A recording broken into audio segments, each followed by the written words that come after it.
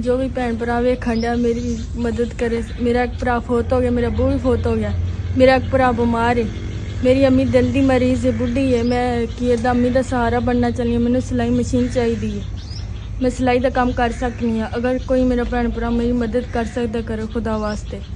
ਸਾਡੇ ਘਰ ਨਾ ਕੋਈ ਰਾਸ਼ਨ ਹੈ ਨਾ ਕੋਈ ਚੀਜ਼ ਹੈ। ਕਿੱਥੇ ਜਾਵਾਂ? ਮੈਂ ਨੌਜਵਾਨ ਹਾਂ, ਜਿੱਥੇ ਜਾਨੀ ਲੋਕੀ ਗੱਲਾਂ ਕਰਦੇ ਨੇ। ਅਗਰ ਮੈਨੂੰ ਸਿਲਾਈ ਮਸ਼ੀਨ ਮਿਲ ਜੇ ਤਾਂ ਮੈਂ ਆਪਣੇ ਮਾਂ ਪਿਓ ਦਾ ਸਹਾਰਾ ਬਣ ਜਾਂਦੀ, ਆਪਣੀ ਮਾਂ ਦਾ ਵੀ। ਮੈਂ ਤੁਹਾਡੀ ਸ਼ੁਕਰਗੁਜ਼ਾਰ ਰਵਾਂਗੀ। ਮੇਰੀ ਮਾਂ ਬੁੱਢੀ ਹੈ, ਬਿਮਾਰ ਹੈ, ਦਿਲ ਦੀ ਮਰੀਜ਼ ਹੈ।